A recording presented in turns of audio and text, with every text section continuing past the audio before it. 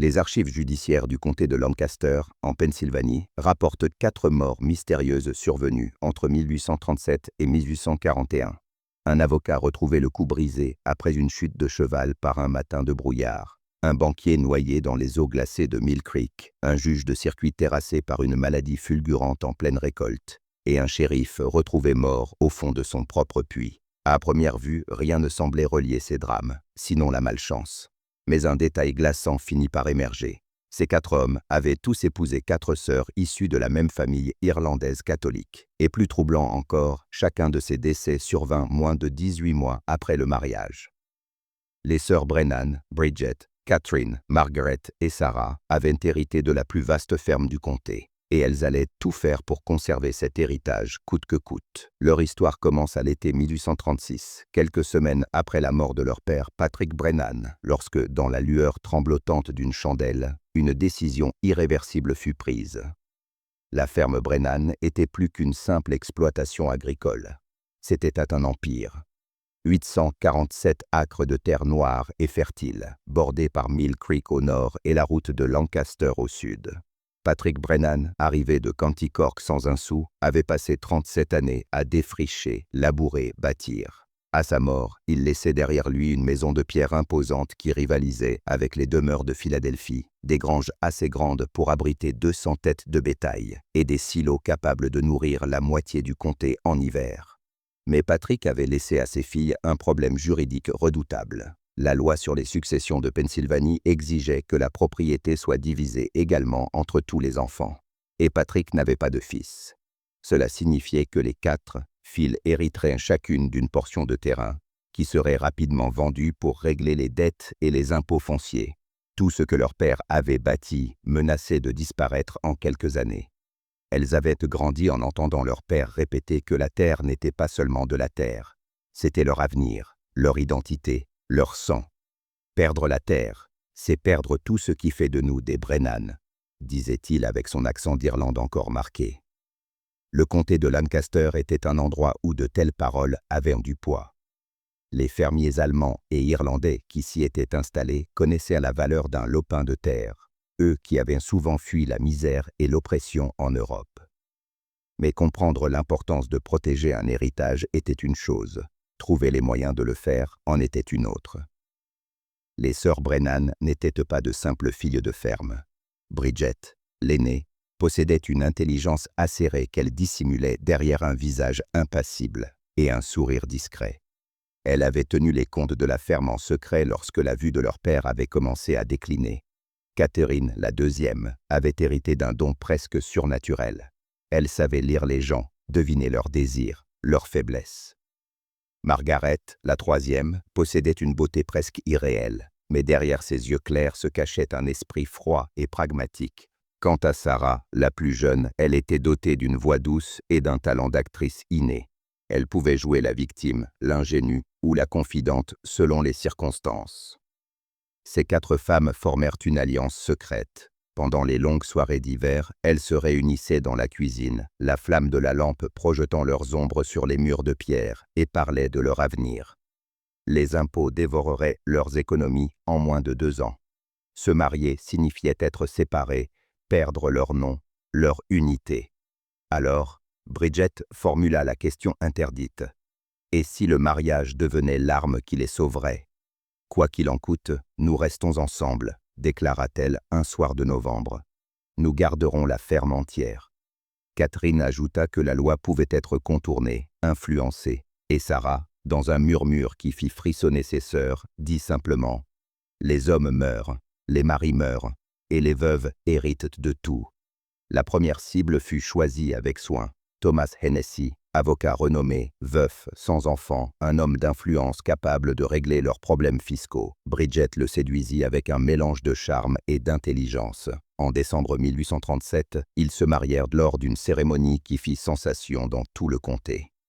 Mais très vite, Thomas comprit que sa femme ne partageait pas ses projets d'avenir. Elle refusa de quitter la ferme pour Philadelphie lorsqu'il reçut une offre prestigieuse. « Nous ne partons pas », dit-elle un matin d'un ton glacial. « Nous ne nous séparons jamais. » Quelques heures plus tard, son cheval revint seul, les yeux fous. On retrouva Thomas étendu sur le bas-côté, le cou brisé. Officiellement, un accident. Mais les voisins remarquèrent que Bridget, bien qu'effondrée en apparence, s'occupa très vite de sécuriser le testament et de mettre de l'ordre dans les affaires. À peine un mois plus tard, Catherine attira l'attention d'Hamilton Crawford, le banquier le plus riche du comté. Leur romance fut brève.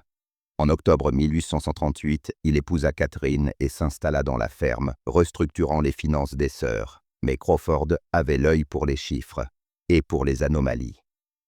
Il commença à tenir un journal secret. Ses notes devenaient de plus en plus inquiétantes. Catherine parlait peu de leur futur couple, mais beaucoup de la ferme. Margaret n'acceptait aucun prétendant. Sarah se montrait hostile aux visites masculines. Crawford devint convaincu qu'un pacte liait les 4 femmes. Le 8 février 1839, en plein hiver, Crawford décida de traverser Mill Creek gelée.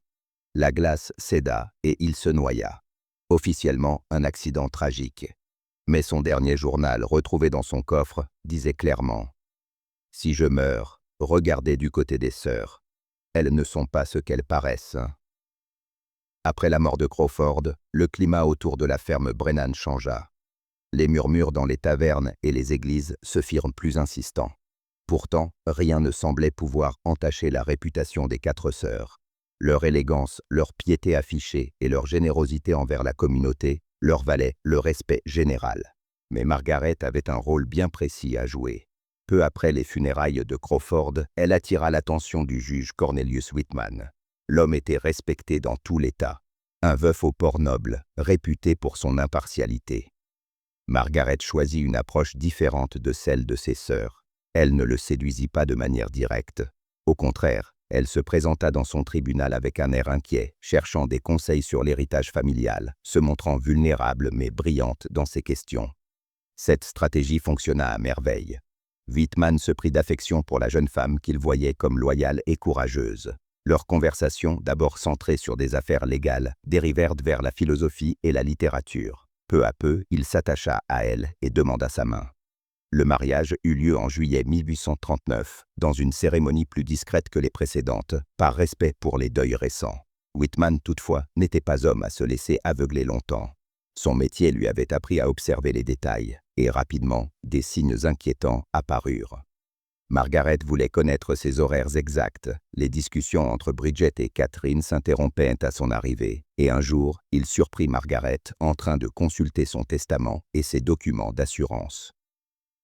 Ses soupçons grandissant, Whitman commença une enquête discrète.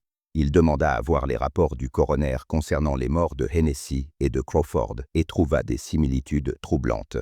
Les 2 hommes étaient morts après des disputes avec leurs épouses concernant l'avenir de la ferme, et tous 2 avaient récemment modifié leur testament en faveur des sœurs. C'est alors qu'il entendit parler de Daniel Murphy, un détective privé qui posait des questions dans tout le comté. Mais quand il tenta de le rencontrer, Murphy avait disparu, laissant derrière lui seulement des rumeurs d'enquêteurs mystérieux venus de Philadelphie. Le soir du 30 octobre 1839, Whitman choisit d'affronter la vérité.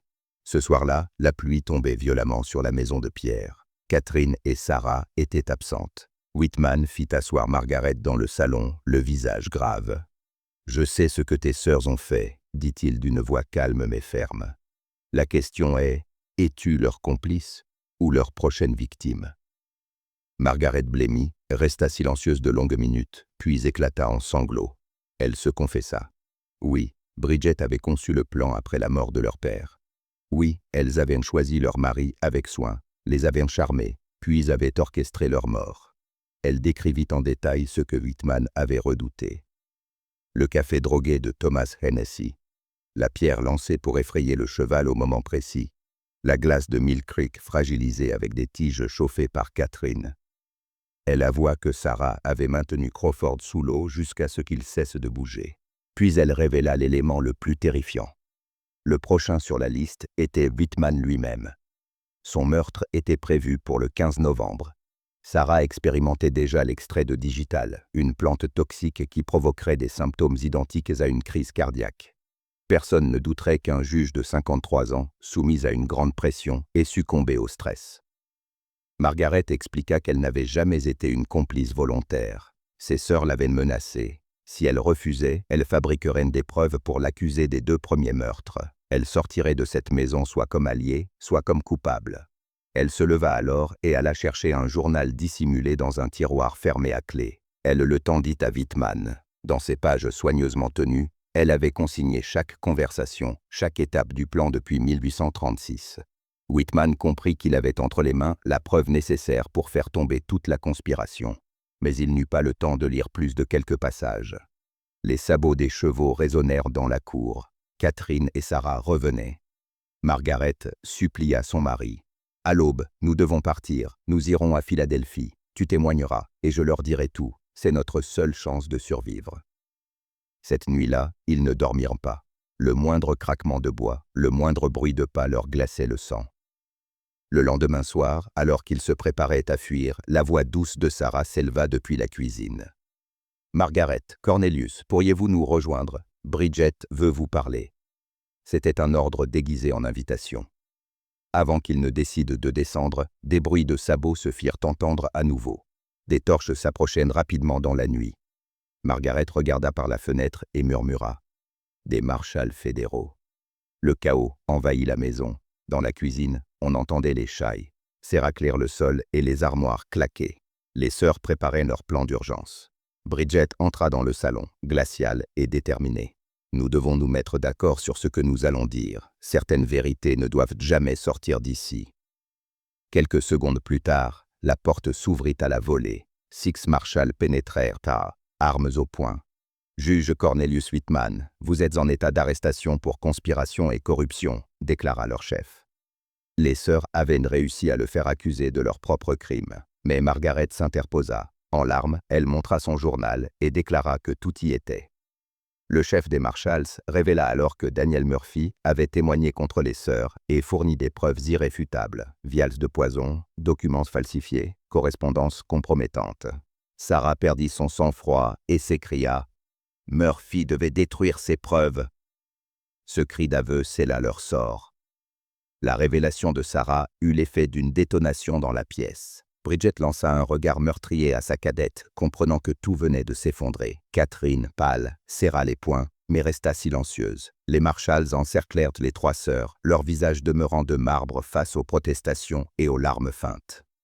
Margaret remit le journal entre les mains du chef des Marshalls, confirmant que chaque page relatait les crimes dans les moindres détails. Les discussions nocturnes après la mort de leur père, le choix des cibles, la planification des accidents et jusqu'aux préparatifs pour assassiner Wittmann. Bridget tenta un dernier coup de bluff. Ces accusations viennent d'une femme fragile, perturbée par le deuil. Vous allez ruiner 4 vies sur la base de ces élucubrations. Sa voix, d'habitude si contrôlée, vibrait de colère et d'une pointe de désespoir. Mais Marshall Davis, l'homme en charge, ne se laissa pas intimider. Nous avons des preuves matérielles, des témoignages et des aveux indirects. Vous répondrez de vos actes devant la justice fédérale. Les sœurs furent menottées sous les yeux de Wittmann.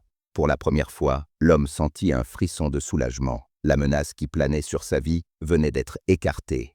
Mais ce soulagement était teinté d'une peur plus profonde, celle de comprendre qu'il avait vécu, durant des semaines, sous le même toit que des meurtrières méthodiques. Le procès qui suivit, à Philadelphie, fit sensation dans tout l'État. Les journaux se disputaient les détails les plus croustillants, décrivant les sœurs Brennan tantôt comme des héroïnes tragiques luttant contre un système injuste, tantôt comme des prédatrices sans âme. Au tribunal, Bridget demeura froide et impassible. Catherine tenta de se défendre avec des discours passionnés sur la survie des femmes dans un monde d'hommes, et Sarah, la plus jeune, passa du déni aux crises d'hystérie. Mais les preuves étaient accablantes. Le journal de Margaret, les vials de poison, les témoignages de Murphy et même des objets retrouvés dans le double fond du bureau du père Brennan contenant des documents financiers falsifiés. La sentence tomba comme un couperet. Les 3 sœurs furent reconnues coupables de meurtres multiples et de conspiration. Elles devinrent les premières femmes de Pennsylvanie condamnées à la peine capitale pour une telle série de crimes. Le 15 mars 1841, 3 ans jour pour jour après la mort de Thomas Hennessy, elles furent pendues ensemble sur l'échafaud de Philadelphie. Une foule immense assista à l'exécution, certains par curiosité morbide, d'autres par désir de voir justice rendue. Jusqu'au dernier instant, Bridget conserva un calme glaçant. Ses derniers mots furent « Nous avons refusé d'être les victimes d'un système qui détruit les femmes.